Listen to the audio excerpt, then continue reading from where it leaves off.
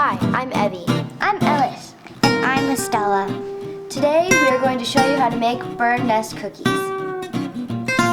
For your ingredients, you'll need 12 ounces of milk chocolate chips and 12 ounces of butterscotch chips.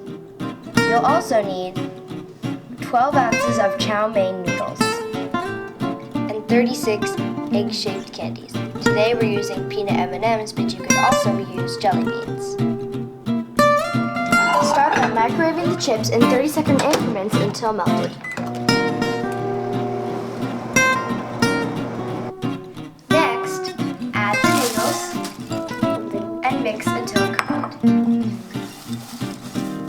Next, spoon out the cookie mixture and shape it into nests.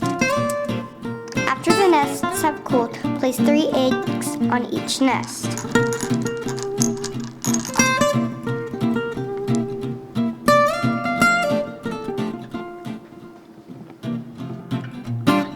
And that's how you make bird nest cookies.